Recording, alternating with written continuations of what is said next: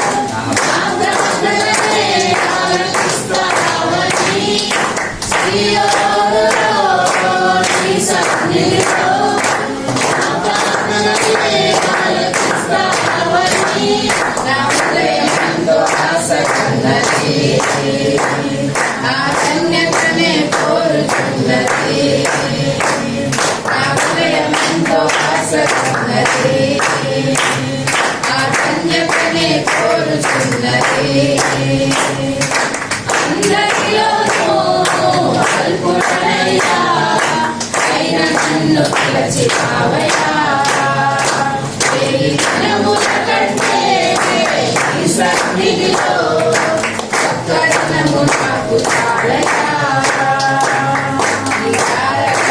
అందుకోన యేసయ్యా స్తుతి మహిమ నీకేనయ్యా నా హృదయమంతా ఆనందమేనయ్యా నా సర్వమంతా నీకేనయ్యా ఈ ఆరాధన అందుకోన యేసయ్యా స్తుతి మహిమ నీకేనయ్యా నా హృదయమంతా ఆనందమేనయ్యా నా సర్వమంతా నీకేనయ్యా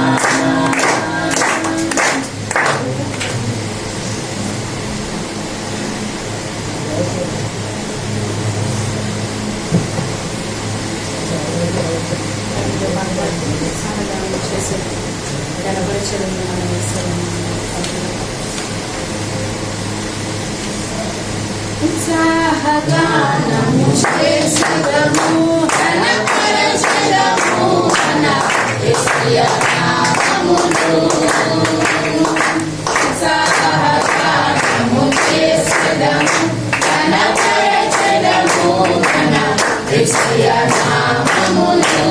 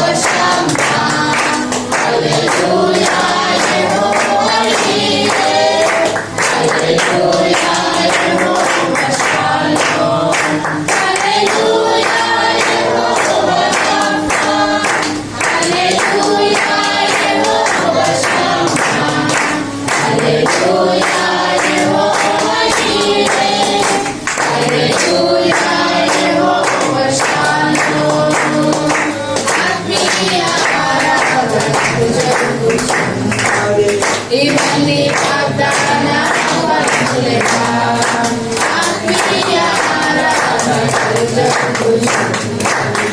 ఇవన్నీ వాగ్దాన ఫలములేగా ఆత్మాభిషేకము సమృద్ధిగా పొంది ఆత్మీయ ఫలములు అనుభవించడము. ఆత్మాభిషేకము సమృద్ధిగా పొంది ఆత్మీయ ఫలములు అనుభవించడము. హల్లెలూయా యెహోవా రఫా, హల్లెలూయా యెహోవా షమ్మా, హల్లెలూయా యెహోవా నీరే, హల్లెలూయా యెహోవా షాలోమ్, హల్లెలూయా యెహోవా రఫా, హల్లెలూయా యెహోవా షమ్మా, హల్లెలూయా యెహోవా నీరే, హల్లెలూయా యెహోవా షాలోమ్. వాగ్దాన దేశము పితరులకిచ్చిన నమ్మదగిన దేవుడాయన. వాగ్దాన దేశము పితరులకిచ్చిన నమ్మదగిన దేవుడాయన. ఇచ్చిన వారమై అర్హత పొంది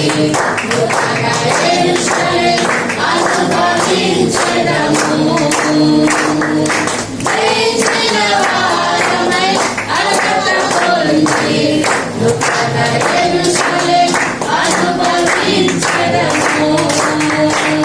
హల్లెలూయా యెహోవా రాఫా, హల్లెలూయా యెహోవా షమ్మా, హల్లెలూయా యెహోవా జీరే, హల్లెలూయా యెహోవా షాలోమ్, హల్లెలూయా యెహోవా రాఫా, హల్లెలూయా యెహోవా షమ్మా, హల్లెలూయా యెహోవా జీరే, హల్లెలూయా యెహోవా షాలోమ్.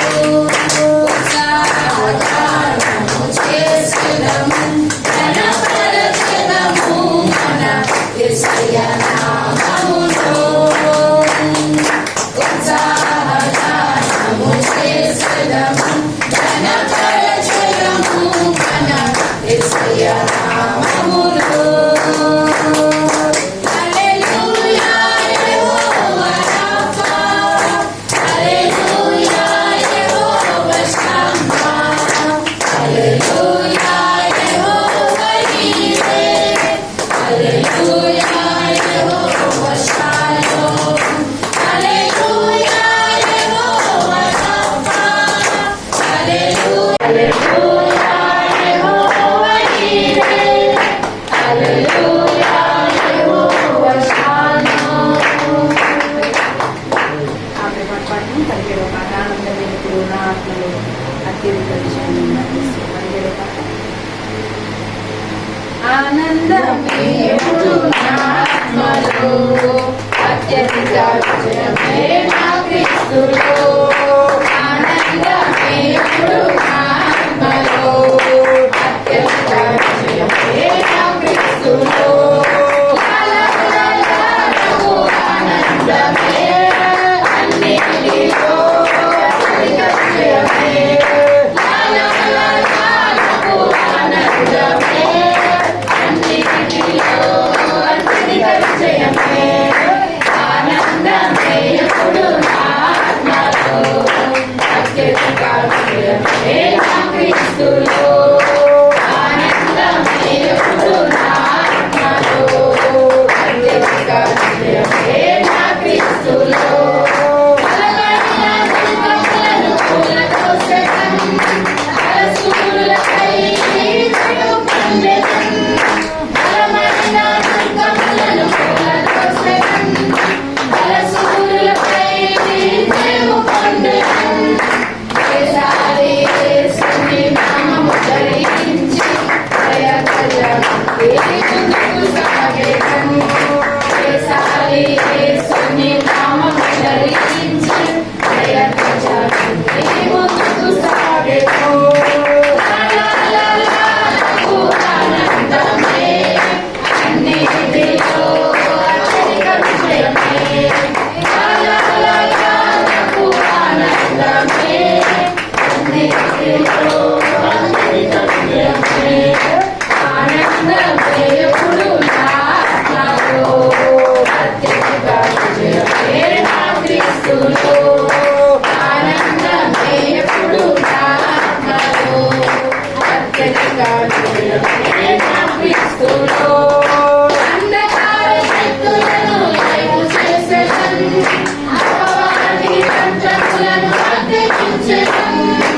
అంధకార శక్తులను లయము చేసెదం, అపవాది తంత్రములను అడ్డగించెదం. అద్వితీయ యేసుని నామము ధరించి అద్భుతములు చేయుచు నిలబెట్టెదం. అద్వితీయ యేసుని నామము ధరించి అద్భుతములు చేయుచు నిలబెట్టెదం. లాలాలాలకు ఆనందమే, అన్నిటిలో అత్యధిక విజయమే. లాలాలాలకు ఆనందమే, అన్నిటిలో అత్యధిక విజయమే. ఆనందమే ఎప్పుడు నా ఆత్మలో, అత్యధిక విజయమే నా క్రీస్తులో. ఆనందమే ఎప్పుడు నా ఆత్మలో, అత్యధిక విజయమే నా క్రీస్తులో. ఆనందమే ఎప్పుడు నా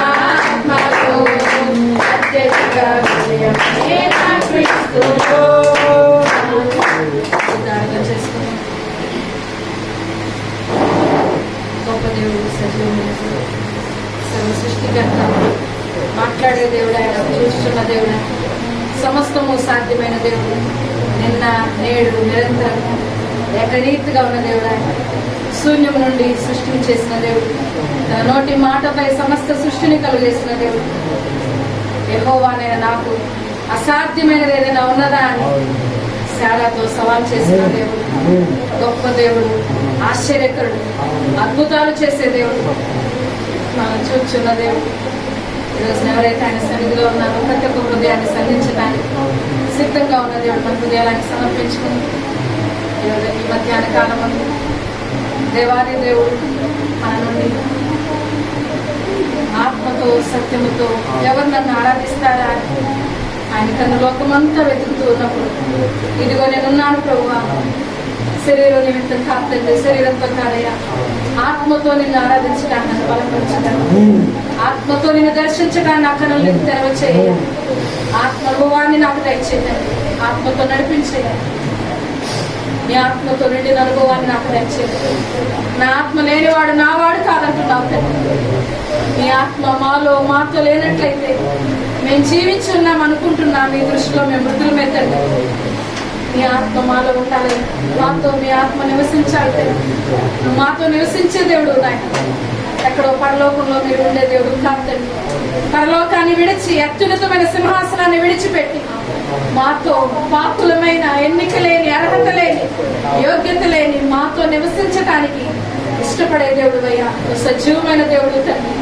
రాయి రంగు కాదయ్యా, గొప్ప దేవుడు తండ్రి, జీవాధిపతి, జీవం కలిగిన దేవ, నీకే వందనాలు తండ్రి. తండ్రి అని పిలవటానికి మీరు మాకు అర్హతలు ఇచ్చారు. ఈ లోకంలో ఎందరుకోలేటువంటి ధన్యతను మాకు ఇచ్చారు తండ్రి. మేము మిమ్మల్ని ప్రేమించకపోయినా, మేము మిమ్మల్ని వెతకకపోయినా, మేము మీకు దూరంగా ఉండగానే మమ్మల్ని వెతుక్కుంటూ మా ఎదుకు వచ్చావయ్యా. జిగటగల దొంగ ఊపిలో మేము కూరుకుపోయినప్పుడు తండ్రి, అయ్యా నీ బలమైన హస్తాన్ని, నీ ప్రేమ కలిగిన హస్తాన్ని తండ్రి అయ్యా మా వైపు చాపి మాకు అందించి మమ్మల్ని లేవనెత్తావయ్యా. అయ్యా క్రీస్తు అనే బండ మీద మా పాదాలు స్థిరపరిచినందుకే నీకు వందనాలు. పరిశుద్ధాత్మదేవ, ఈ రోజు మీరు మాకు ఇచ్చిన రక్షణ బట్టి నీకు వందనాలు.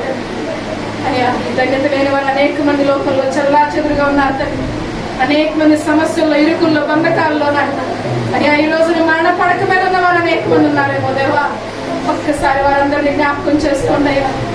సమస్యలో ఉన్న బిడ్డలు జ్ఞాపకం చేసుకోండి తండ్రి. మరణ పడక మీద అల్లాడిపోతున్న వారు జ్ఞాపకం చేసుకోండి దేవా. పరిశుద్ధాత్మదేవ, విడుదల దయచేయండి తండ్రి. అయ్యా లోకమంతా నిన్ను స్తుతించాలయ్యా. ప్రతి ఒక్క నాలుక తండ్రి మిమ్మల్ని స్తుతించాలి దేవా. ప్రతి ఒక్క మోకాలు మీ సన్నిధిలో వంగాలి తండ్రి. పరిశుద్ధాత్మదేవ, లోకం పట్టబడాలి తండ్రి, మా దేశం పట్టబడాలి దేవా. అయ్యా నాయన మా రాష్ట్రం పట్టబడాలి తండ్రి. క్రైస్తవ దేశంగా, క్రైస్తవ రాష్ట్రంగా తండ్రి మా రాష్ట్రం మారాలి దేవా. మా దేశం మారాలి తండ్రి. దేశం నిమిత్తమైన, మా రాష్ట్రం నిమిత్తమైన, మా గ్రామం నిమిత్తమైన, ఆయన మా ఊరి నిమిత్తమైన ఆ భారాన్ని, బాధ్యతని మాకు దయచేయండి దేవా. అనేక మంది నశించిపోతున్నారు తండ్రి. నశించిపోతున్న ఆత్మల పట్ల నాయన మాకు భారాన్ని, బాధ్యతను దయచేయండి. అయ్యా మీలో ఉన్న జీవాన్ని తండ్రి మాకులు దయచేయండి దేవా. అయ్యా మీ మనస్సు తండ్రి మేము అర్థం చేసుకునే స్థితిలోకి తండ్రి మేము ఎదగలిగే విధంగా సహాయం చేయండి. అయ్యా మీ మనస్సుని దేవా. అయ్యా మీ ప్రతి ఒక్క ఆలోచన మాకు తెలియచేయడానికి సిద్ధంగా ఉన్నావు తండ్రి. ఆనాడు అబ్రహాము గురించి మీరు అంటున్నారయ్యా, నా స్నేహితుడైన అబ్రహాము నేను చెప్పకుండా ఉంటానా అని తండ్రి. మీరు మాతో మాట్లాడటానికి ఇష్టపడే దేవుడు అయ్యా. మాతో స్నేహం చేయడానికి ఇష్టపడుతూ ఉన్నావు తండ్రి. కానీ మేమే నిన్ను తృణీకరిస్తున్నాం దేవా. లోక ప్రలోభాలు, లోకపు ఆకర్షణలు తండ్రి, లోకపు సమస్యల్లో నీకు దూరం అవుతున్నాం దేవా. ఆ విధంగా మేము కాకూడదు తండ్రి. ఆనాడు అబ్రహాం ఏ విధంగా అయితే నా స్నేహితుడని అబ్రహాం గురించి మీరు చెప్పగలిగారు దేవా, అదే విధంగా మీరు మా గురించి చెప్పగలిగే స్థితిలో తండ్రి మేము భక్తి చేయగలిగే విధంగా సహాయం చేయండి. మీలో ఉన్న జీవాన్ని మాలో ప్రవహింపచేసి దేవా, జీవపు ఓట వలె మమ్మల్ని మార్చండి తండ్రి. మాలో మీకు నచ్చని గుణాలను ఇప్పుడే కొట్టివేయండి దేవా. ఇప్పుడే మమ్మల్ని పరిశుద్ధపరచుకోండి తండ్రి. జీవనదిని నా హృదయములో ప్రవహింపచేయుమయా. జీవనదిని నా హృదయములో ప్రవహింపచేయుమయా.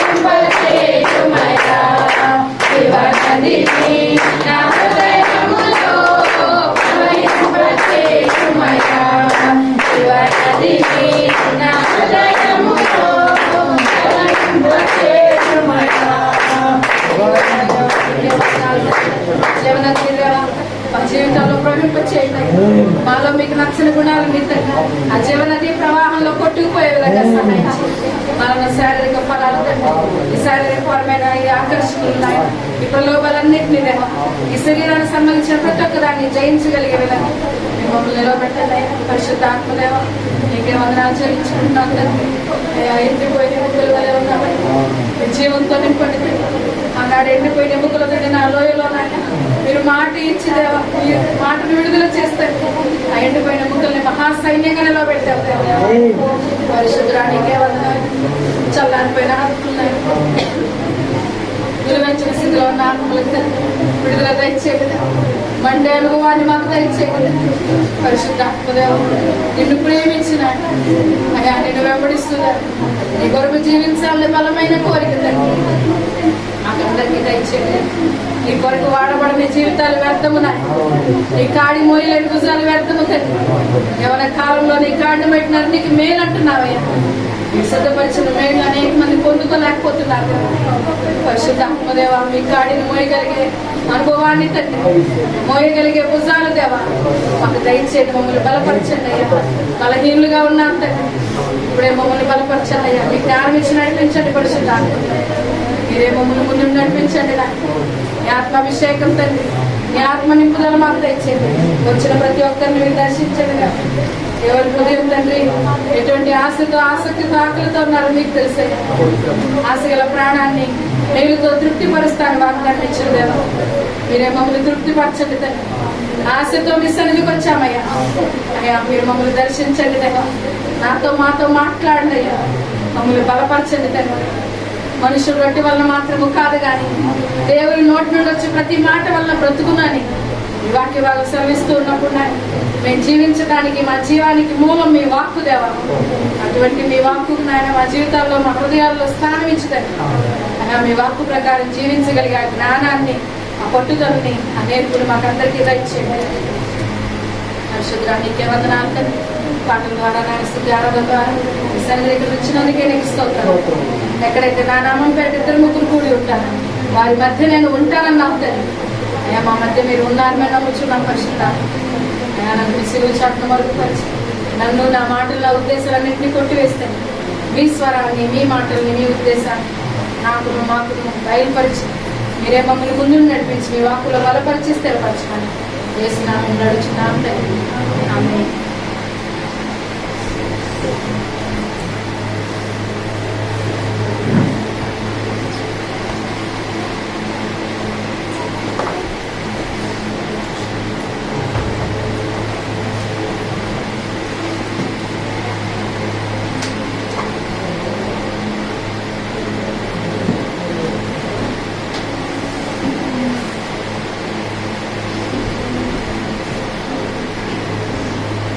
యాకోబు రాసిన పత్రిక 1వ అధ్యాయం 12వ వచనం.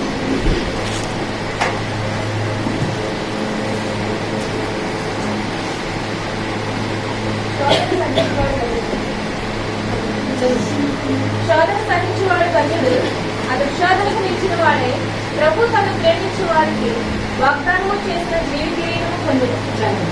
శోధన సహించేవాడు ధన్యుడు. ఈ రోజున దేవుడు మన నుండి ఏం కోరుతున్నాడు? గత కొద్ది కాలంగా ఒకటే మాట ధ్యానించుకుంటున్నాం. మన నుండి ఏం కావాలి? ఆయనకి వస్తున్నాం ఆయన సన్నిధికి. మరి ఒక్కడు అంటాడు మీకా ప్రవక్త, వేలాది నదులంతా విస్తారమైన నేను తైలాన్ని తీసుకుని వచ్చి దేవుని దర్శించినప్పుడు ఆయన సంతోషం అవుతాడా? లేకపోతే వేలాది పొట్టేళ్లని లేకపోతే గొప్ప బలుల్ని అర్పణలు అర్పిస్తే ఆయన సంతోషిస్తాడా? ఆ ప్రవక్త ఆ భక్తుడు తాను పరిశీలించుకుంటే ఏమి ఇవ్వగలను నేను ఆయనకి, ఏమిచ్చి ఆయన సంతోష పెట్టగలను అంటున్నాడు. ఈ రోజు మనం ఆలోచించాల్సిన మాట, ఏం తీసుకువెళ్ళగలను ఆయన సన్నిధికి? ఎంత ఇచ్చినా కానీ అది ఆయన మనకి ఇచ్చిందే కదా. ఈ లోకంలో ధనం బంగారం లేకపోతే వస్తువులు ఐశ్వర్యం ఏది మనం ఆయన దగ్గర తీసుకొచ్చినా గానీ అది మనకి ఆయన ఇచ్చిందే, ఆయన కృపను బట్టి మనం పొందుకుందే. మరి ఏమిచ్చి ఆయన సంతోష పెట్టగలం? మన నుంచి ఏం ఆశిస్తున్నాడు, ఏం కోరుతున్నాడు ఆయన? గత కొద్ది కాలంగా ఇదే మాట మనం ధ్యానించుకుని రోజున మన నుండి ఆయన కోరుకుంటున్న ఒక మాట ఏంటిదంటే, శోధన సహించేవాడు ధన్యుడు.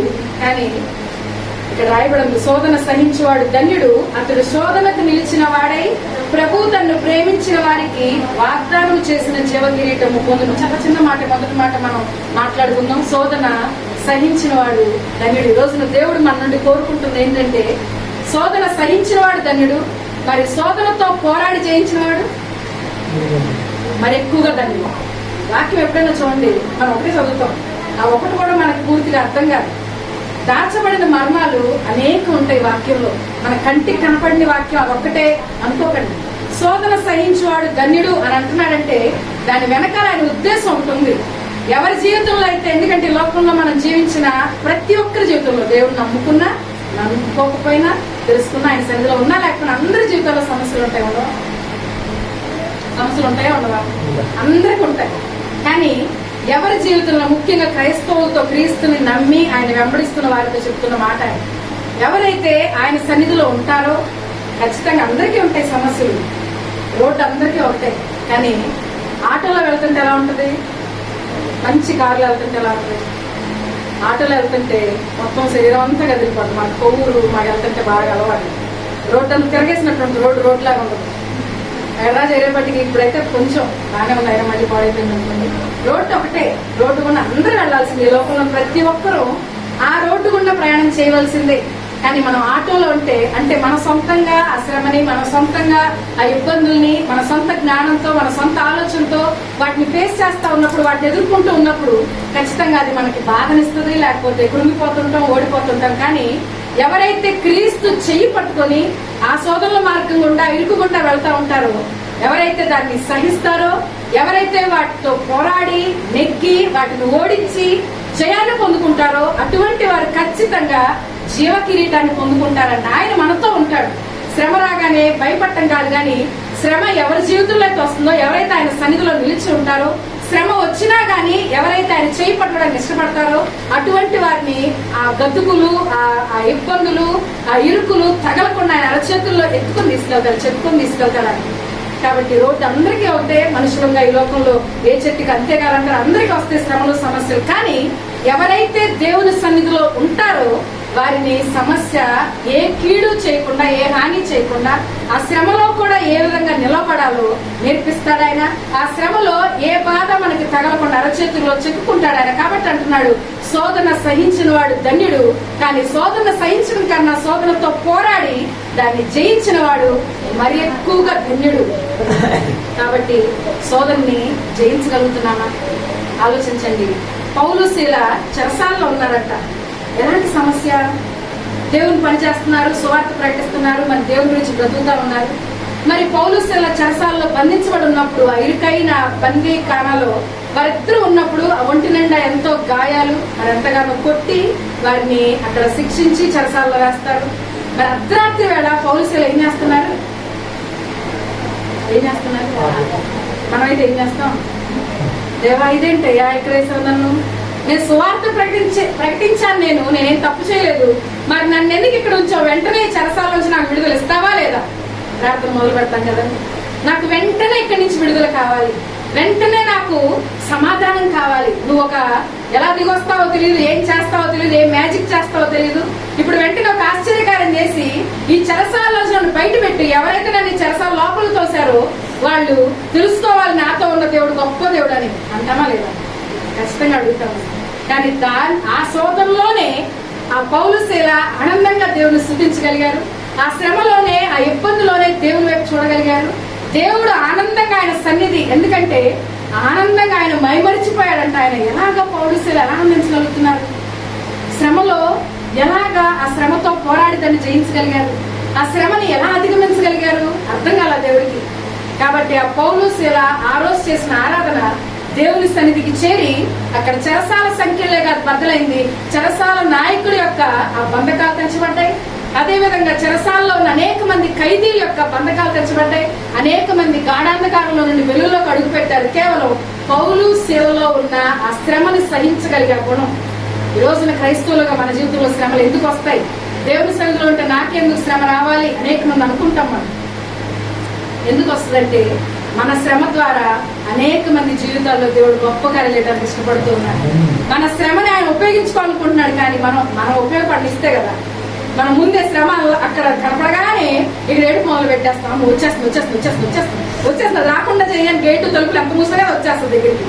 ఎంత కంగారు పడినా ముందు నుంచే మనం తీసేయ కాదు. వస్తుంది, దాన్ని జయించడానికి నాకు శక్తి. నువ్వు ఏం చేయాలి? శోధనలు ఎందుకు వస్తాయి? ఆ శ్రమలు సహించాలన్నా, వాటితో పోరాడాలన్నా, వాటిని జయించాలన్నా పౌలు శీలవలే ఆ శ్రమలో ఉన్న పౌలు శీల ఏ విధంగా దేవుని యొక్క గొప్ప రక్షణ చూడగలిగారు. అప్పటిదాకా ఏ చెరసాల నాయకుడైతే పౌలు శీలని దండించాడో, పౌలు శీలని శిక్షించాడో, అదే చెరసాల నాయకుడు పౌలు శీల దగ్గరికి వచ్చి సాగలు పడిపోయి పిలుస్తున్నాడు, అయ్యలారా ఇప్పుడు నేను రక్షణ పొందుకోండి, నేనేం చేయాలి? నీ పరిస్థితుల్ని అప్సైడ్ డౌన్ చేసే దేవుడు ఆయన. నీ పరిస్థితులు ఉన్నట్టుగా నీ కంటి ముందు ఏదైతే కనపడుతుందో అది ఈ రోజు ఉండొచ్చు. ఎప్పుడైతే నువ్వు దేవుని సన్నిధిలో ఆనందించి ఆ శ్రమను తట్టుకొని నువ్వు దాన్ని జయిస్తావో ఖచ్చితంగా ఆ శ్రమ నీకు శ్రమగా అనిపించదు. ఆ శ్రమనే దేవుడు నీకు దీవెనగా మారుస్తాడు. నీవున్న స్థలంలో దేవుని యొక్క మహిమ దిగొస్తుంది. కానీ మనం శ్రమ వచ్చినప్పుడు ఏం చేస్తున్నాం? మనం ఎలా ఉన్నాం ఆలోచించుకున్నాం ఈరోజు. ఎందుకంటే శోధన ఎందుకు వస్తుంది? ఈ రోజున మనం చూసినట్లయితే శోధన రావటం వల్ల అనేక మందిని ఆయన ఏర్పాటు చేసుకుంటాడు మన శోధన ద్వారా. ఎందుకంటే ఒక కాలు నొప్పి వచ్చింది మనకి. కాలు నొప్పి అసలు మనకి ఎప్పుడు తెలియదు అనుకోండి. పక్కన ఉన్న కాలు నొప్పి ఎలా ఉందో మనకు తెలుస్తుందా? మనకి అసలు ఎప్పుడు కాలు నొప్పి రాదు. మనకి ఎప్పుడు ఏమి లేదు, ఏ అప్పులు లేవు, ఏ బాధలు లేవు. మనకంతా వడ్డించిన విస్తరలాగా ఉంది మన జీవితం. మన పక్కన ఇంట్లో ఉన్నారు, వాళ్ళు ఏడుస్తూ ఉన్నారు, వాళ్ళకి ఏదో సమస్య ఇబ్బంది. వాళ్ళ బాధ మనకు అర్థం ఉందా? పిచ్చోడు ఏంటి ఏడుస్తున్నారు, నేను అంత ఆనందంగా ఉన్నాను, నాకులాగా అక్కడ ఉండొచ్చు కదా అనుకుంటాం మనం. ఎందుకు? ఆ బాధ మనకు తెలియదు, ఆ రుచి, ఆ టేస్ట్ తెలియదు మనకి. ఎందుకంటే క్రీస్తు లోకంలోనికి వచ్చి ఆయన బాధని సహించాడు, ఆయన శ్రమని సహించాడు. ఇలా ఎక్కడో ఉండి పరలోకంలో ఉండి మీరు అనుభవించండి బాధని చెప్పలేదు. శ్రమని, బాధని, పెయిన్ ని ఆయన తీసుకున్నాడు మన బాధని. ఎందుకంటే ఇదిగో నేను జయించాను లోకాన్ని, ఇలా నాకు వల్లే మీరు కూడా జయించండి అని మనకు చెప్పడానికి. అలాగే శ్రమ మన జీవితంలో ఎందుకు వస్తుందంటే ఇతరులను ఆదరించడానికి, ఇతరులను ధైర్యపరచడానికి, ఆ బాధ, ఆ పించ్ విలువ మనకు అర్థం కావడానికి. పక్కన ఏడుస్తుంటే ఆ ఏదో ఏడుస్తున్నారని మొక్కలు పక్క దిక్కు వెళ్ళిపోలేమండి. ఆ బాధ మనకు అర్థం అవటం గురించి ఒక్కొక్కసారి దేవుడు మనకి సమస్య పెడతాడు.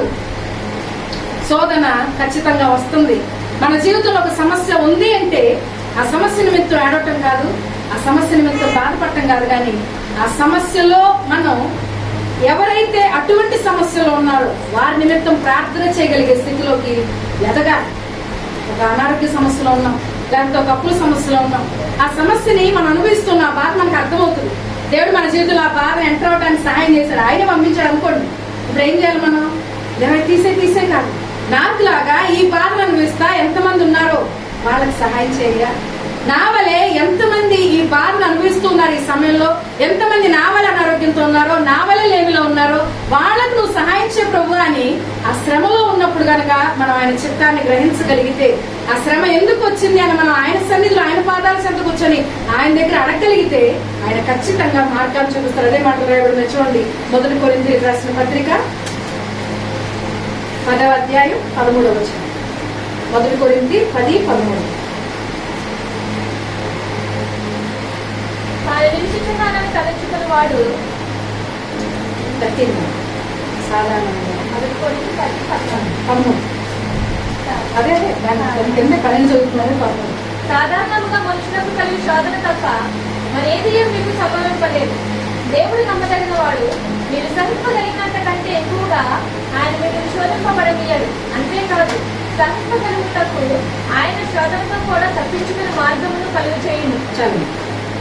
సాధారణముగా మనుషులు కలుగు శోధన తప్ప మరి ఏది మీకు సంభవింపలేదు. దేవుడు నమ్మదగిన వాడు, మీరు సహింపగలిగినంత కంటే ఎక్కువగా ఆయన మిమ్మల్ని శోధింపబడనీయడు. అంతేకాదు సహింపగలుగుటకు ఆయన శోధనతో కూడా తప్పించుకొని మార్గమును కలుగజేయును. మనం ఏం చూస్తున్నాం? శోధన చూస్తున్నాం. ఆయన ఏం చూస్తున్నాడు? తప్పించుకునే మార్గాన్ని చూస్తున్నాడు ఆయన. అంటే శోధన కన్నా ముందు తప్పించుకునే మార్గం సిద్ధపరచబడి ఉంది అక్కడ. మనం ఉన్న ఈ సమస్యను బట్టి బాధపడుతున్నాం, ఉన్న ఈ సమస్యను బట్టి ఏడుస్తున్నాం. అనేక మంది సమస్యను బట్టి దేవుని దూరం అయిపోతారు. రెండవదిగా దేవుని ప్రశ్నిస్తారు, నా జీవితం ఎలా ఎందుకుంది, నాకే ఎందుకు వచ్చింది ఈ సమస్య, నేను బాగానే దేవుని సన్నిధిలో ఉన్నాను కదా.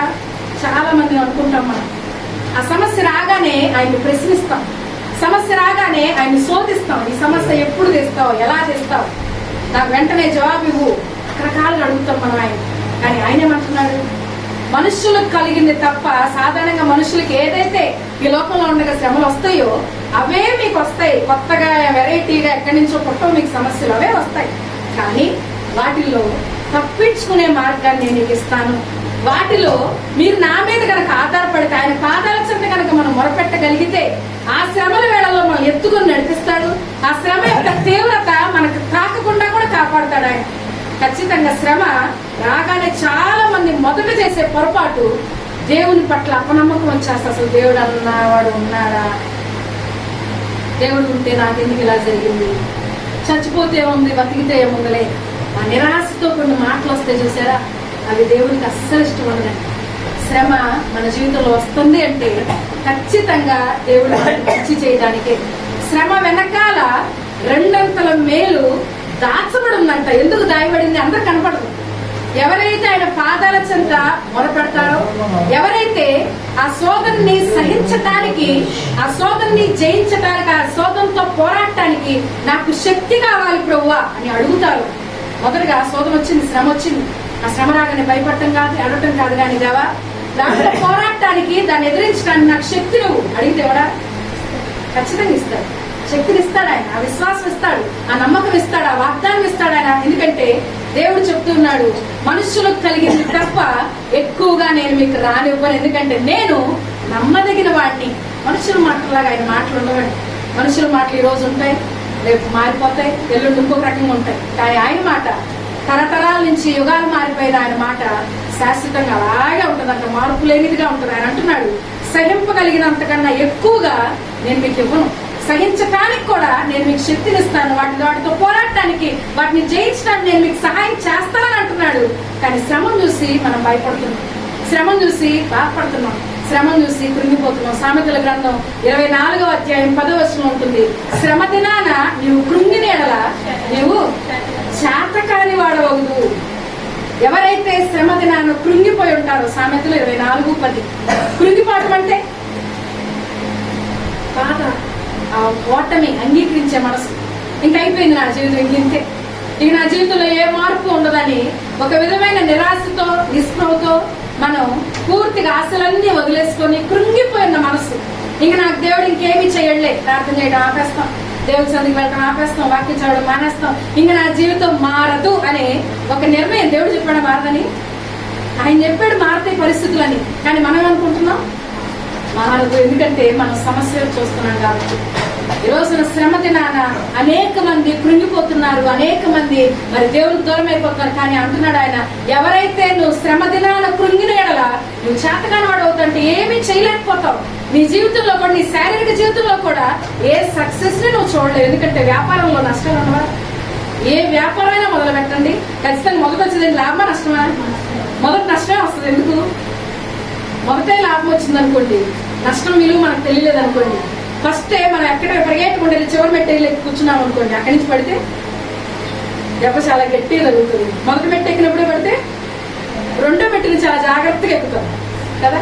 ఎప్పుడైనా చూడండి, లేమి, అప్పులు, లేకపోతే రకరకాల ఆర్థికపరమైన సమస్యలు వస్తుంటాయి. కారణం ఎందుకు ఇస్తాడు దేవుడు? ఆ డబ్బు విలువ మనకు తెలియటానికి, లేకపోతే ఆ డబ్బుని ఎలా ఉపయోగించుకోవాలో మనకు తెలియడానికి. ఒకేసారి మొత్తం 1 లక్ష రూపాయలు పోవండి, 10 లక్షలు పోవు ఒకేసారి జరగదేమి. నెమ్మదిగా చిన్న చిన్న తప్పులు తగ్గుతాయి. ముందు ఖచ్చితంగా ఏ వ్యాపారం, ఏ ఉద్యోగం అయినా కానీ ముందు ఒక నష్టాన్ని, లేకపోతే చదువుకునే పిల్లలు కూడా చూడండి, ముందు ఖచ్చితంగా ఫెయిల్యూర్నే చూస్తారు. ఆ ఫెయిల్యూర్ని చూసి ఎవరైతే ఆగిపోతారో, ఓడిపోతారో, విసిగిపోతారో, భయపడిపోతారో వాళ్ళు అక్కడే ఆ మొదటి మెట్టు దగ్గర ఆగిపోతారు వాళ్ళ జీవితంలో. శారీరకంగా అయినా ఆత్మీయంగా కూడా మనం దేవుని సంఘంలో ఉన్నాం. ఈ సమస్య నాకెందుకు వచ్చింది, ఈ సమస్య ఇంక పోదులే, ఇంతేలే అని మనం ఆగిపోయాం అనుకోండి, మన ఆత్మీయ ప్రయాణం, మన ఆత్మీయ జీవితం అక్కడితో ఆగిపోతాం మొదటి మెట్టులోనే. కానీ నేను ఎక్కాలి, ఒక మెట్టు ఎక్కాలి. ఎంత నష్టం వచ్చినా పర్లేదు, ఎంత ఆయాసమైనా పర్లేదు, నాకు ప్రతిఫలం రాకపోయినా పర్లేదు, ఈ శ్రమలో ఉండగా నేను ముందుకు ఎక్కుతానని ఎవరైతే ఆ శ్రమలో, ఇబ్బందుల్లో సైతం ఇంకొక మెట్టు ఎక్కడానికి ప్రయత్నం చేస్తారు, అంటే దేవునికి దగ్గర అవడానికి ప్రయత్నం చేస్తారు. ఆ శ్రమలు వచ్చినా కానీ ఎవరైతే దేవుని పాదాల చెంతకు చేరువుగా పెడతారో అటువంటి వారికి ఆయన మార్గాన్ని చూపిస్తారు, అటువంటి వారికి ఆయన సహాయం చేస్తాడు. నేను ఓడిపోయాను అని కూర్చొని చతికిల పడిపోయిన వారికి ఆయన ఎంత చేయించినా కానీ వారు ఏమంటారు, అయ్యా ఒకవేళ నువ్వు లేపినా కానీ నన్ను పడేస్తావయ్యా, ఆయన మీద నమ్మకం ఉండదు, ఆయన మీద ఆధారపడలేదు, ఆయన చేయలేము. కానీ ఎవరైతే శ్రమ వచ్చినా కానీ నేను రెండో మెట్టు ఎక్కుతానయ్యా, ఇక్కడ నేను ఆగిపోను, నేను పడిపోను, నేను కూర్చోని ఎవరైతే ఒక బలమైన తీర్మానం తీసుకుంటారో వారికి ఏం చేస్తాడు ఆయన? ఖచ్చితంగా తన చేయి అందిస్తాడు. ఖచ్చితంగా ఆయనే చేయి పట్టుకొని రెండో మెట్టు ఎక్కడానికి సహాయం చేస్తాడు. నీకు శ్రమ వచ్చిందా నీ జీవితంలో, వెంటనే ఆయన పాదాల దగ్గరికి వెళ్ళిపో.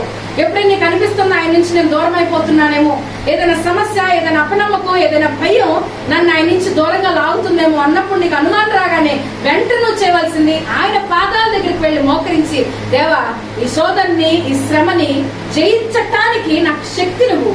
కృంగిపోతుందయ్యా నా మనసు, ఎందుకంటే బలహీనమే మనుషులుగా ఈ లోకరీతిగా చూసుకుంటే ఒక్కొక్కసారి శ్రమలను బట్టి, ఆ సమస్య తీవ్రతను బట్టి మనం పడిపోతూ ఉంటాం ఖచ్చితంగా. అయినా కానీ ఆ పడిపోతున్న సమయంలో పడిపోవటం తప్పు అంటలేదు ఆయన, కానీ పడిపోయిన స్థితిలోనే ఉంటే తప్పు. నీతిమంతుడు ఏంటంట 10 మార్లు పడినా గాని తిరిగి లేస్తాడంట. ఎందుకంటే పడి ఉండటం దేవుని చిత్తం కాదు, పడిన నీవు తిరిగి లేవటం దేవుని చిత్తం. తిరిగి లేవాలి అంటే నీ శక్తితో నువ్వు లేవలేవు, గాని దేవుని పాదాల చెంతకు వెళ్ళి ఆయన శక్తి మీద నువ్వు ఆధారపడినప్పుడు ఆయన తన చెయ్యి నీకు అందిస్తాడు. ఆయన చెయ్యి పట్టుకుని లేవటమే, వేరే ఎక్స్ట్రా దగ్గర ఆయన పాదాల దగ్గరికి వెళ్ళి, దేవా ఈ శ్రమను సహించడానికి నాకు శక్తి నువ్వు, ఈ శ్రమతో పోరాడటానికి నాకు శక్తి నువ్వు అంటే ఖచ్చితంగా ఇస్తాడు ఆయన. రెండవదిగా చూసినట్లయితే ఆ శ్రమలో ఏం చేస్తారంట, ఎప్పుడైతే నువ్వు మొదటగా ఆయన సన్నిధిలో మోకరించి ఆ శ్రమని, ఆ శోధనని నువ్వు జయిస్తావో, పోరాడుతూ ఉంటావో ఆయన శక్తినిస్తా ఉంటాడు. రెండవదిగా ఎప్పుడైతే నువ్వు ఈ మొదటి మెట్టెక్కుతావో, రెండవదిగా ఆ శ్రమ వెనకాల ఆయన దాచి ఉంచిన ఆ తప్పించుకునే మార్గాన్ని చూపిస్తాడు ఆయన. మొదటి నువ్వు జయించినప్పుడు, మొదటి మెట్టు ఎక్కినప్పుడు రెండో చెప్తాడు ఆయన తప్పించుకునే మార్గం అంటే పరిష్కార మార్గం. ఏ విధంగా ఆ శోధనలో నుంచి బయటికి రావాలి, ఏ విధంగా ఇరుకులో ఉన్న నువ్వు ఏ విధంగా విశ్రాంతిలోకి వెళ్ళాలి, ఆ చివరి మెట్టు ఎలా ఎక్కాలి, ఆ తప్పించుకునే మార్గాన్ని, ఆ తప్పించుకునే సులువైన పద్ధతుల్ని, ఆ తప్పించుకునే విధానాన్ని నేర్పిస్తాడు ఆయన. ఎందుకంటే నా దగ్గర నేర్చుకోండి అంటున్నాడు ఆయన. నేర్చుకోవడానికి రావాలి ఆయన దగ్గరికి. దేవ ఎలాగా? ఆయన ఆఖరి రక్త పొట్టు కారుతా ఉన్నప్పుడు, ఆయన సిలువలో వేలాడుతూ ఉన్నప్పుడు ఆయన ఏ విధంగా సహించారు, ఆయన ఏ విధంగా సమస్యల వేళలో, ఇబ్బందుల వేళలో మరి చుట్టుపక్కల ఉన్న మనుషులందరూ తన నమ్మిన, ఆయన ఎంచుకున్న అపోస్తులు ఆయన విడిచిపెట్టేసి వెళ్ళిపోయి, నమ్మిన యోధానే మరి కపటమైన ముద్దు పెట్టి ఆయన అమ్మివేసి, పేతురు నువ్వెవరో తెలియదని ముమ్మారు అబద్ధం చెప్పినప్పుడు ఆయన మనసు ఎంత బాధతో ఉంటుంది. మరి ఆ శరీరం అంతా గాయాలు, ఇబ్బంది, ఆ శ్రమలో అనేక మంది యూదుల రాజు నీవేనా అని హేళన చేస్తా ఉన్నప్పుడు ఆ శ్రమలో ఆయన ధైర్యంగా తల ఎత్తి తండ్రి ఎలా చూడగలుగుతున్నాడు. ఇంకా పైగా వీరందరి గురించి, తను హింసించే వారి గురించి క్షమించమని ఎలా ప్రార్థన చేయగలుగుతున్నాడు. ఆయన శ్రమ చూడట్లేదు, కానీ శ్రమ వెనకాల ఉన్న ఆయన పునరుద్ధానాన్ని చూస్తున్నాడు. ఆయన ప్రస్తుత సమస్యని, ఆ శ్రమని, ఆ బాధని ఆయన తట్టుకోగలుగుతున్నాడు. కారణం దాని వెనకాల ఉన్న పునరుద్ధానాన్ని, దాని వెనకాల ఉన్న అనేక మంది మార్పుని, దాని వెనకాల ఉన్న అనేక మంది పశ్చాత్తాపాన్ని ఆయన చూడగలుగుతున్నాడు. కాబట్టి ఆ శ్రమని క్రీస్తు అక్కడ జయించగలిగాడు. ఈ రోజున మనం శ్రమని జయించాలి, దాంతో పోరాడాలంటే ఖచ్చితంగా దేవుడు మనకు తప్పించుకునే మార్గాన్ని చూపిస్తాడు. దాని వెనకాల ఉన్న మేలుని ఆయన మనకు చూపిస్తాడు. వాగ్దానం ఇచ్చిన దేవుడు నమ్మదగిన వాడు. ఆ వాగ్దానాన్ని ఎలా స్వతంత్రించుకోవాలో కూడా చెప్పేది ఆయనే. అబ్రహామును తీసుకొచ్చాడు తన పుట్టిన దేశం నుండి. అబ్రహాంకి ఎటు వెళ్ళాలో తెలుసా? ఎలా ఆ వాగ్దానం స్వతంత్రించుకోవాలో తెలుసా? ఏమీ తెలియదు అబ్రహాంకి. దేవుడు అంటే ఏంటో ఎవరో ఏమీ తెలియని అబ్రహాముని దేవుడు ఎంచుకున్నాడు. ఆ తన పుట్టిన దేశం నుంచి, తన తల్లిదండ్రుల దగ్గర నుంచి, అందరి నుంచి తీసుకుని వచ్చాడు పరదేశిగా. ఎలా వెళ్లాలో తెలియదు, ఎటు వెళ్లాలో తెలియదు, కానీ దేవుడే చెయ్యి పట్టుకొని అబ్రహాముని నడిపించాడు. అబ్రహాముని అబ్రహాముగా మార్చేంత వరకు దేవుడు విడిచిపెట్టలే అబ్రహాముని. ఎందుకంటే అబ్రహాము దేవుడితో ఉన్నాడు, దేవుడు అబ్రహాం చేయి పట్టుకున్నాడు. ఎక్కడ చెయ్యి విడవకుండా ముందుకు సాగాడు అబ్రహాం. కాబట్టి మధ్యలో ఒక చిన్న సమస్యలో హాగర్ దగ్గర వివాహం చేసుకునే విషయంలో కొద్దిగా త్రోవ తప్పాడు అబ్రహాము. కానీ ఎప్పుడైతే తన తప్పు దానికి అర్థమైందో వెంటనే దేవుని చేతికి పట్టుకున్నాడు. ఈరోజు మనం కూడా మన ఆత్మీయ జీవితంలో ఏ విధంగా నడవాలి, ఏ విధంగా ముందుకు సాగాలి, ఆ శ్రమల్లో, ఆ ఇబ్బందులతో ఏ విధంగా వాటితో పోరాడుతూ ముందుకు జయించాలి, వాటిని జయిస్తూ ముందుకు సాగాలంటే ఖచ్చితంగా తప్పించుకునే మార్గాన్ని, ఆ పరిష్కార మార్గాన్ని ఆయన చూపించడానికి సిద్ధంగా ఉన్నాడు. నువ్వు ఆయన పాదాల చెంత ఉన్నట్లయితే ముందుకు సాగాలనే బలమైన తీర్మానం తీసుకొని ఆయన సన్నిధిలో నువ్వు నిలబడి, దేవా నాకు ఈ శ్రమ వెనకాల ఉన్న మేలును నాకు చూపించు అంటే ఖచ్చితంగా చూపిస్తాడు. ఆ మేలును మనం చూస్తూ ముందుకు సాగు. అదే నిరీక్షణ.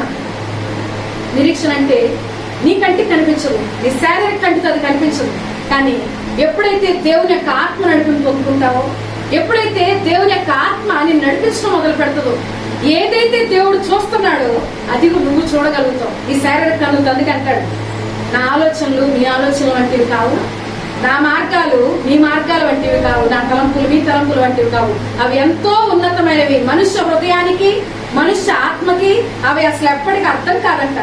దేవుని యొక్క ఉద్దేశాలు, దేవుని యొక్క ఆలోచనలు, దేవుని యొక్క ప్రణాళికలు ఈ మనుష్య ఆత్మతో, మనుష్య హృదయంతో, ఈ లోకపరమైన ఆలోచనతో మనం ఆయన దగ్గరికి వెళ్ళినప్పుడు ఆయన మాట మనకు అర్థం కాదు, వినిపించదు కూడా. కానీ ఎవరైతే ఈ లోకాన్ని అధిగమించి శరీరాన్ని కాదు కానీ ఆత్మ నడిపింపును పొందుకుంటారో, పరిశుద్ధాత్మ అభిషేకాన్ని పొందుకుంటారో, వారు మాత్రమే దేవుని యొక్క ఉద్దేశాన్ని, దేవుని యొక్క ఆలోచనలు చూడగలుగుతారంట. మనం శోధన చూస్తున్నాం, ఆయన తప్పించుకునే మార్గాన్ని చూస్తున్నాడు. మనం ఈ రోజు నడిపించే ఆ కొత్త మార్గం నాకు తెలియదు, దారి తెలియదు అంటున్నాం, కానీ ఆయన అంతం చూస్తున్నాడు. ఆయన మనం ఇరుకులు చూస్తున్నాము, ఆయన విశాలతను చూస్తున్నాడు. వ్యత్యాసం ఉంది. ఆయన చూపుల్లో మన చూపుల్లో ఎంతో వ్యత్యాసం ఉంది. కాబట్టి శ్రమలో మనం ఓడిపోతున్నాం, శ్రమల్లో మనం కృంగిపోతున్నాం, శ్రమల్లో మనం దేవునికి దూరమైపోతున్నామేమో. కాబట్టి ఈ రోజున మనల్ని మనం పరిశీలించుకుందాం, ప్రశ్నించుకుందాం. శ్రమలో నేను ఎటువంటి భక్తి చేస్తున్నాను? శ్రమల గుండా మన జీవితం నడిపించబడుతున్నప్పుడు ఆ శ్రమని సహించి, ఆ శ్రమతో పోరాడుతూ ఆ శ్రమని జయించగలుగుతున్నామా? మొదటగా శ్రమను సహించాలి, ఆయన పాదాల దగ్గరికి వెళ్ళి ఆయన దగ్గర ఉన్న ఆ శక్తిని అడగాలి. రెండోదిగా శ్రమతో పోరాడాలి అంటే ఆ రెండొంతలు మేలు చూడగలగాలి. మూడోదిగా శ్రమను జయించాలి అంటే ఆయన జవాబిచ్చేంత వరకు ఓపికతో ఆగి ఉండాలి. శ్రమని జయించాలి. ఎలా జయించగలం? ఒక రోజుతో, ఇప్పుడు మన జీవితంలో ఈ రోజు మన సమస్య ఉంది, వెంటనే పోవాలి అంటే పోతాం, వెంటనే తీసేది కూడా ఆయన. ఈ రోజున మనం ఆ శ్రమని జయించాలి అంటే ఆయన జవాబిచ్చేంత వరకు ఆగగలగాలి. అందుకని అంటాడు భక్తుడు, అయ్యా నీ బలిష్టమైన చేతి కింద నువ్వు హెచ్చించేంత వరకు నేను దేని మనసు కలిగి ఉండాలి.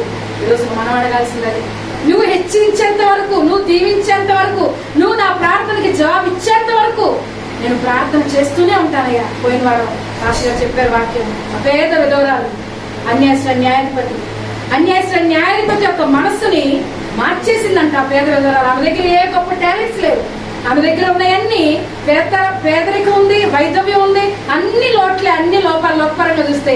కానీ ఒక అన్యాయస్తుడు మనస్సుని, ఒక అన్యాయస్తుడు తీర్పుని మార్చివేసుకుంది తనకు అనుకూలంగా. అపేద విధవరాలు పట్టుదలతో ఆ అన్యాయస్తుడు మనస్సు మారేంత వరకు విసుగక నిత్యము అన్యాయస్తుడు ఇంటి తలుపు కొట్టేదంట. మరి మనం విసిగిపోతున్నాం. అంతకన్నా గొప్ప దేవుడు ఆయన, సర్వ సృష్టికర్త ఆయన, శూన్యము నుండి సృష్టిని చేసిన దేవుడు. మన ప్రార్థన జవాబు కూడా మనం అనుకుంటున్నాం, ఇంకెవ్వడేమో, ఇంకా అవ్వదేమో, ఇంకా నా జీవితం ఇంతే అని నిరాశలో మనం ఓటమి అంగీకరించి మనం కృంగిపోయి ఓడిపోతున్నాం, పడిపోతున్నాం, దేవునికి దూరం అయిపోతున్నాం. ఆలోచించుకునే రోజున శ్రమను జయించాలి అంటే ఆయన సన్నిధిలో నిలిచి ఉండాలి, ఓపికతో, ఓర్పుతో. ఆయన దీవించేంత వరకు, ఆయన హెచ్చించేంత వరకు, ఆయన జవాబిచ్చేంత వరకు, ఆయన నిన్ను దర్శించేంత వరకు నీ విశ్వాసాన్ని, నీ సాక్ష్యాన్ని, నీ నమ్మకాన్ని, నీ ఓర్పుని ఎక్కడ దేన్ని విడిచిపెట్టకుండా ఆ శోధనలోనే, ఆ శ్రమలోనే దాన్ని సహిస్తూ, దాంతో పోరాడుతూ, దాన్ని జయిస్తూ ముందుకు వెళ్ళాలి. యోగభక్తుడికి ఎన్ని సమస్యలు వచ్చినాయండి? యోగభక్తుడికి వచ్చిన సమస్యల వంతుతో పోల్చుకుంటే మనం అనుభవిస్తున్న శ్రమ ఏ పాటిది ఆలోచించండి. క్రీస్తు అనుభవించిన శ్రమతో పోల్చుకుంటే మనం అనుభవించిన శ్రమ ఏ పాటిది? యోగభక్తుడు అంటాడు, నేను శోధించబడిన మీదట నేను ఏమంటున్నాడు, సువర్ణం వలె మారిపోతాను. యోగభక్తుడు తెలుసండి, ఇప్పుడు నేను శోధించబడుతున్నాను, శ్రమ మార్గం గుండా వెళ్తున్నాను, కానీ ఈ శ్రమ నాకేమి కీడు చేయదు, హాని చేయదు, కానీ నేను సువర్ణం వలె మారిపోబోతున్నాను, దేవుని చేతిలో పాత్రగా మారిపోబోతున్నాను. నా సేవకుడైన యోగు అని దేవుడు అంటున్నాడంటే యోగభక్తుడు ఎలాంటి ధనితను పొందుకున్నాడు, ఎలాంటి ఘనతను పొందుకున్నాడు. దేవుడు ఎంతగా యోగుని గణపరిచాడు చూడండి. శోధన మన జీవితంలోకి వచ్చిందా? దేవుడు మనల్ని గణపరచడం నిమిత్తమే. శోధన మన జీవితంలోకి వచ్చిందా? దేవుడు మన జీవితంలో ఆయన రావడం గురించే. శోధన మన జీవితంలో ఉందా? మనల్ని దేవునికి దగ్గర చేయడం గురించే. శోధన, శ్రమ మన జీవితంలో మనం ఎప్పటికప్పుడు కొత్త కొత్త శ్రమలు మనం అనుభవిస్తూ ఉన్నామా? ఖచ్చితంగా మనం రైట్ ట్రాక్ లో ఉన్నట్టే. శ్రమలు లేని జీవితం చూడండి, శ్రమలు లేకుండా మనం ఉన్నాను కూడా. దేవుడు కావాలి మనకి.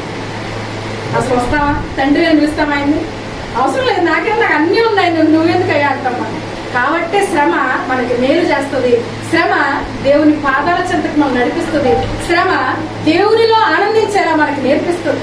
శ్రమ ఎప్పుడు కూడా మనకు కీడు చేయదు, అన్యాయం చేయదు. లోకపరంగా ప్రతి ఒక్కరి జీవితంలో శ్రమలు ఉంటాయి ఖచ్చితంగా.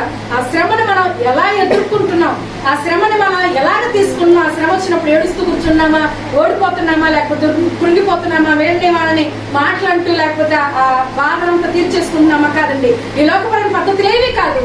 ఆయన పాదాల చెంతకు పరిగెత్తుకుంటూ వెళ్ళి, దేవా ఈ శోధన సహించిన నాకు శక్తిని, దేవా ఈ శోధనతో పోరాటానికి నాకు నమ్మకాన్ని, నిరీక్షణ నువ్వు నాకు, నువ్వు ఏదైతే దాచి ఉంచావో దాచి ఉంచిన దాన్ని నా పట్ల నీ ఉద్దేశాన్ని నాకు తెలియచేయి. రెండోదిగా శ్రమను జయించాలి అంటే మూడోదిగా మనం చేయవలసింది ఆయన సన్నిధిలో ఆయన హెచ్చించేంత వరకు, ఆయన ప్రార్థనకు జవాబు ఇచ్చేంత వరకు మనం ఆగి వేచి ఉండగలిగితే ఖచ్చితంగా శోధనలో మనకి జయమిస్తాడు ఆయన. ఉదాహరణ చూసుకున్నట్లయితే నిర్గమకాండం 14వ అధ్యాయం.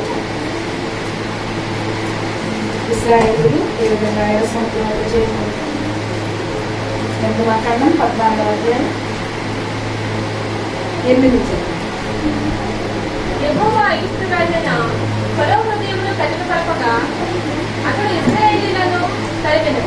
అట్లు ఇశ్రాయేలీయులు బలము చేత బయలు వెళ్ళుచుండిరి. ఐగుప్తీయులు అనగా ఫరో హనుమల గుర్రములన్నీ అతని గుర్రపు రొమ్ములు అతని దండులు వారిని తరిమిరి. బయల్సెబోను ఎదుటనున్న స్మిహాహీరోతునకు సమీపమైన సముద్రము దగ్గర వారు దిగియుండగా వారిని కలుసుకొనిరి. ఫరో సమీపించుండగా ఇశ్రాయేలీయుల కన్నులెత్తి ఐగుప్తీయులను తమ వెనుక వచ్చుట చూచి మిక్కిలి భయపడి యెహోవాకు మొరపెట్టిరి. అంతటా వారు మోషేతో, ఐగుప్తులో సమాధులు లేవని ఈ అరణ్యంలో చచ్చుటకు మమ్మల్ని రప్పించుటవా? మమ్మల్ని ఐగుప్తులో నుండి బయటికి రప్పించి మమ్మల్ని ఇట్లు చేయనేలా? మా జోలికి రావద్దు, ఐగుప్తీయులకు దాసుల వంకమని ఐగుప్తులో మేము నీతో చెప్పిన మాట ఇదే కదా. మేము ఈ అరణ్యమందు చచ్చుట కంటే ఐగుప్తీయులకు దాసుల వంకయే మేలని చెప్పింది. అందుకు మోషే, భయపడకుడి, యెహోవా మీకు నేను కలుగు చేయు రక్షణలో మీరు ఊరక నిల్చుండి చూడుడి. మీరు నేను చూచిన ఐగుప్తీయులను ఇక మీదట మరి ఎన్నడూ చూడరు. యెహోవా మీ పక్షంలో యుద్ధం చేయను, మీరు ఊరకి ఉండవలని ప్రజలతో చెప్పినచ్చాను. అందరికీ తెలిసిందే, ఆనాడు ఇశ్రాయేలు ఐగుప్తు నుండి మరి బయలుదేరి వస్తున్నప్పుడు ఆ వాగ్దాన దేశం చేరి ఆ మధ్యలో మొట్టమొదటిగా వారికి ఎదురైంది ఎర్ర సముద్రం.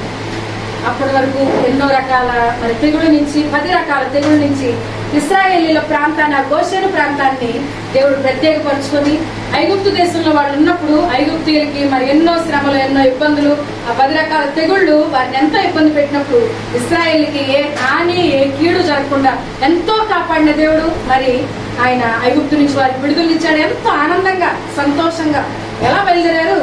గొప్ప సంభ్రమంగా, ఉత్సాహంగా, ఎంత ఆనందంగా బయలుదేరారంటే పక్కన ఇంట్లో ఉన్న వాళ్ళు బంగారం, వెండి అన్ని అడిగి తీసుకొని ఎంతో ఆనందంగా బయలుదేరారు. అప్పటి వరకు ఏ ఐగుప్తీయులు అయితే వారిని హింసించారో, ఏ ఐగుప్తీయులు అయితే వారిని అడగదొక్కారో అదే ఐగుప్తీయులు దగ్గర కొల్లగొడతా ఉంటే ఎంత ఆనందంగా ఉంటుంది కదా. మనకి పెద్ద ఆనందంగా ఉండదు, పక్కింటి వాళ్ళు తెచ్చుకుంటే చాలా ఆనందంగా ఉంటుంది కదా. అక్కడ ఇశ్రాయేలు అంత బాధ అనుభవించారు ఐగుప్తీయుల వలన. ఐగుప్తీయులు పెట్టిన భయంకరమైన హింసని 430 సంవత్సరాలు తట్టుకున్న ఇశ్రాయేలీలు బయటికి ఎంతో ఆనందంగా వచ్చారు. కారణం వాళ్ళందరినీ కొల్లగొట్టుకుని గొప్ప ఉత్సాహంతో, విజయోత్సవాలతో మరి పాటలు పాడుకుంటూ సంతోషంతో మందలు, బిడ్డలు, మరి ఆ స్త్రీలు, పురుషులు అందరూ కలిసి బయలుదేరారంట. కాల్బలం 6 లక్షల మంది, మొత్తం చూసుకుంటే 20 లక్షల మంది పైగా ఉంటారు.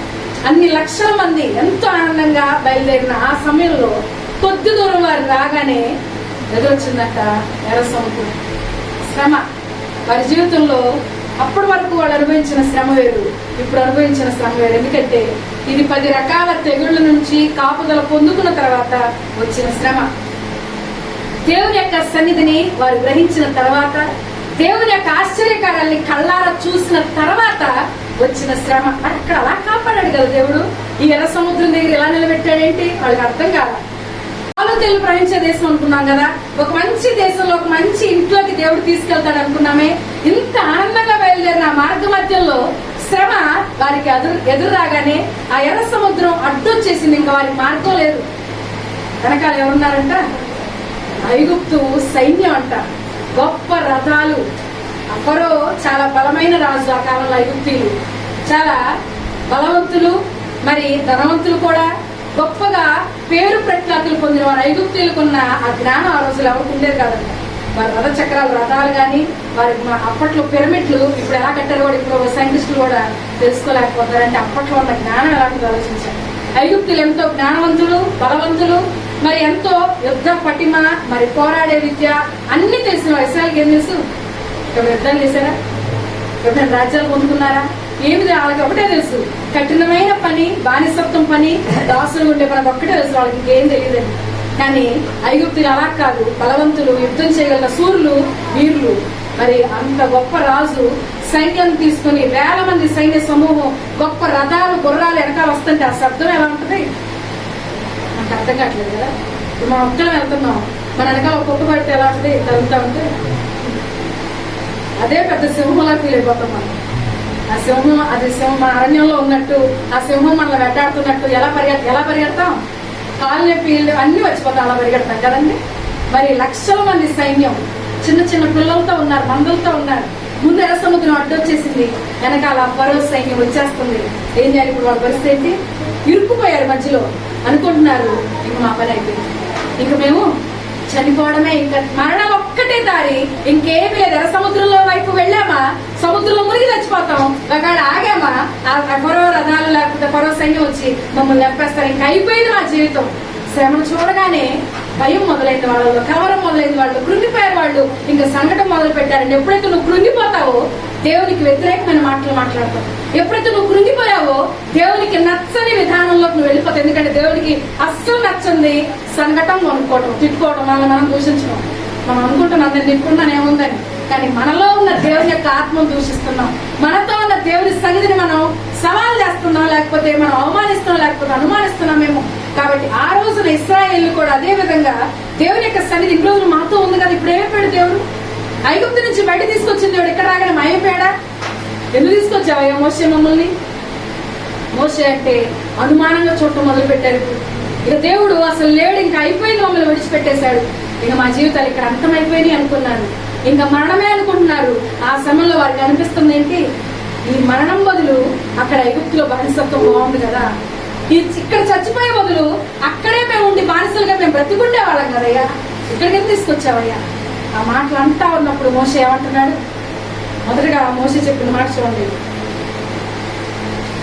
భయపడుకుని యెహోవా మీకు నేను కలుగజేయ రక్షణ, భయపడుకుని యెహోవా మీకు నేను కలుగజేయ రక్షణలో మీరు ఓరక నిలుచుని చూడండి. మొదట చెప్పిన మాట మోషే, భయపడకుడి. శ్రమ వస్తుందా? శ్రమలో మీరు ఉన్నారా? శ్రమలు మిమ్మల్ని తాకటానికి సిద్ధంగా ఉందా? మొదటగా మీలో నుంచి భయాన్ని తీసివేయండి, ఏరిపారేయండి భయాన్ని. భయం మనలో ఉన్నంత కాలం దేవుని ఉద్దేశాలు మనకు అర్థం కావు. భయపడినంత కాలం అపవాది మనల్ని తరుముతూనే ఉంటుంది. నువ్వు ఏ సమస్యకు భయపడతావో అదే సమస్య నీ జీవితంలో చివరి వరకు రాజ్యం వెళ్తూనే ఉంటుంది. ఆ సమస్య చూసి నువ్వు పారిపోతూనే ఉంటావు. చూడండి, ఎవరైనా భయపడి పారిపోతూ ఉంటే మనకు సరదాగా ఉంటుందా లేదా? బాగుని భయపడతారు సరే పిల్లలు. భయపడితే మాటికి భయపడతా ఉంటారు. భయపడకూడదు. ఏ సమస్య అయినా, ఏ ఇబ్బంది అయినా, అపవాది కూడా మనం దేనికి భయపడతాం అపవాదికి తెలుసండి. కాళ్ళ నొప్పికి భయపడతామా, లేకపోతే కడుపులో నొప్పికి భయపడతామా? నువ్వు దేనికి భయపడి దేవుడు దూరం. దాని అపవాది యొక్క ముఖ్య ఉద్దేశం దేవుని యొక్క చిత్తం నుండి, దేవుని యొక్క ప్రణాళికల నుండి నేను దూరం చేయడమే. కాబట్టి ఏ విషయంలో నువ్వు భయపడతావో అదే నీ కళ్ళ ముందు నీకు చూపిస్తా ఉంటుంది. ఎప్పుడు కూడా ఒక సమస్య నీ కంటి ముందు ఉంచుతుంది. ఆ సమస్య పూచి చూపించి నేను ఎప్పుడు భయపడతా ఉంటది. ఆ సమస్య బట్టి నువ్వు పారిపోతా ఉంటావు. ఎప్పటికీ దేవుడు భయం నీలో ఉన్నంత కాలం. మొదటిగా మోషే అంటున్నాడు ఇశ్రాయేలుతో, మీలో నుంచి ఆ భయాన్ని తీసివేయండి. ఎప్పుడైతే భయాన్ని తీసివేశారో ఆ తర్వాత అంటున్నాడు, మీరు ఊరక నిలవబడి చూడండి. భయాన్ని, ఆ శ్రమలో సౌలు అక్కడే ఉంది, ఫరో సైన్యం అక్కడే ఉంది, ఎర్ర సముద్రం అక్కడే ఉంది. కానీ ఇశ్రాయేలు మొదటగా వారి హృదయాల్లో నుంచి భయాన్ని తీసివేశారు. ఎలా భయాన్ని తీసివేయగలిగారు? ఈ 10 రకాల తెగుళ్ళ నుంచి కాపాడిన దేవుడు ఇక ముందు కూడా మమ్మల్ని నడిపించగలడు. ప్రయాణం ప్రారంభించిన దేవుడు దీన్ని తుదముట్టిస్తాడు కూడా.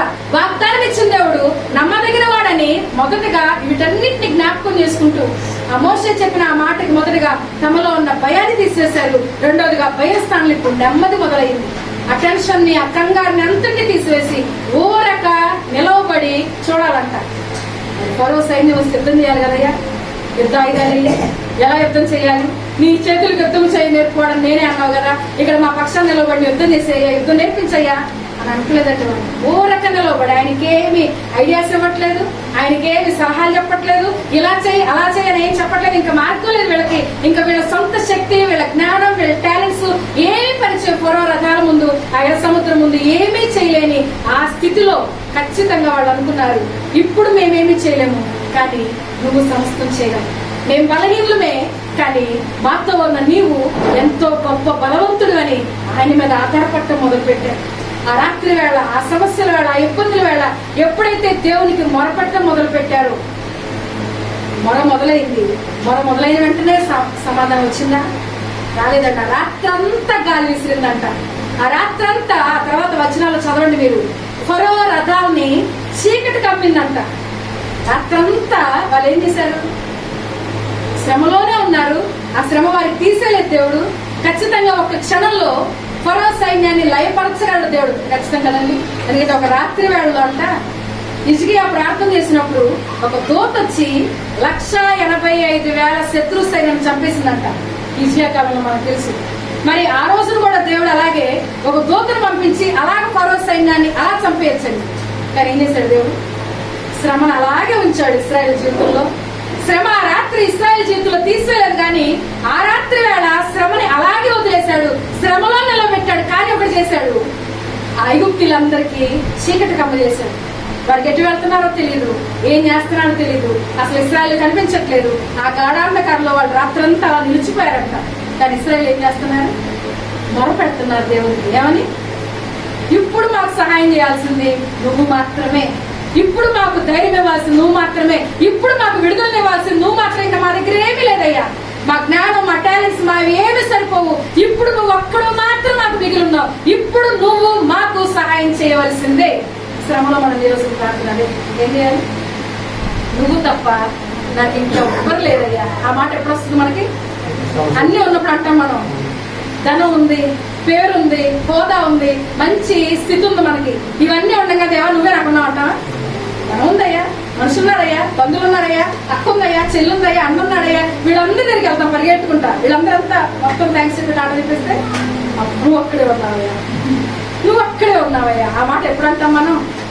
ఎవరైతే జ్ఞానవంతులో వారు మొదటే అంటారు, నాకెవ్వరు కాదయ్యా, నువ్వు తప్ప నాకు ఇంకెవ్వరు లేరు, నువ్వు తప్ప నాకేది లేదు, నువ్వు నాకు సహాయం చేయవలసిందే, ఈ శ్రమ నుంచి నన్ను బయటపడవలసింది నువ్వే అని ఎవరైతే నువ్వు నాకు సహాయం చేసేంత వరకు నీ పాదాలు నేను విడవనని ఆయన పాదాలకు బంధాలు వేస్తారు. ఏం చేయగలడు ఆయన? ఎంతకాలం ఆగలడు ఆయన చెప్పండి? ఒక రాత్రి ఆయనకి ఎంతో ఆనందం కలిగించిన రాత్రి, ఆ రాత్రి ఇశ్రాయేలు ఆయన మీద ఆధారపడిన రాత్రి. ఆ రాత్రి ఎందుకంటే ఐగుప్తుల మీద తెగుళ్ళు వస్తున్నప్పుడు మీరు తప్పించబడుతున్నప్పుడు అప్పుడు ప్రార్థన చేస్తుంటారు వాళ్ళు. ఆనందంగా సరదాగా చూస్తుంటారు ఐగుప్తీయులు. ఇంకా ఆహా భలే పడుతున్నాయే ఆ వడగళ్ళు, ఆహా భలే నీళ్లు వాళ్ళు తాగడానికి లేదు, మేము భలే తాగుతున్నామే, అప్పుడు ప్రార్థన చేస్తుంటారు వాళ్ళు. కానీ ఎప్పుడైతే శ్రమలో వారు నిలవబడ్డారు, ఇప్పుడు వాళ్ళు అంటున్నారు, నువ్వు తప్ప మాకు ఇంకెవ్వరు లేదయ్యా, ఇప్పుడు నువ్వు మాత్రం మాకు సహాయం చేయాల్సింది, నువ్వు ఒక్కడవే అని. ఎప్పుడైతే నువ్వు ఒక్కడవే అనే మాట మన నోటి నుండి వస్తుందో ఖచ్చితంగా అసలు ఆ శ్రమ ఇంకా మనకి ఆ శ్రమ ఉండదండి, వెంటనే కొట్టేస్తాడు ఆయన. ఆ మాట అనేంత వరకే మనకు శ్రమ. ఆ మాట, ఆ ఆలోచన, ఆయన మీద ఆధారపడే ఆ మనసు ఎప్పుడైతే మనలోకి వచ్చేస్తుందో, ఆ ప్రేమ, ఆ సహవాసం, ఎప్పుడైతే ఆ కనెక్షన్ మనకు అర్థమవుతాయో, నువ్వు తప్ప నాకు ఇంకేది అక్కర్లేదు, నువ్వు నాకుండగా ఈ లోకంలో ఏది నాకు అక్కర్లేదు, నువ్వు నాకుండగా, నువ్వు తప్ప నాకు ఎవ్వరు లేని సమస్యలు బయటపడవేసేవాళ్ళు అనే మాట, అనే తీర్మానం మనలో నుంచి ఎప్పుడైతే వస్తుందో వెంటనే ఇశ్రాయేలుకి ఆ సమస్య పోయిందండి. ఎలాగా? సమస్య ఎక్కడ ఉంది? సముద్రం అలాగే ఉంది, మాయం అయిపోవాలి. కానీ ఎర్ర సముద్రం మధ్యలో మార్గం కనపడిందంట. నీ సమస్యలో మార్గం ఉంది, అది మన కంటికి కనిపించట్లా. ఆ రోజు ఇశ్రాయేలుకి ఎర్ర సముద్రం కనపడింది భయంతో ఉన్నప్పుడు.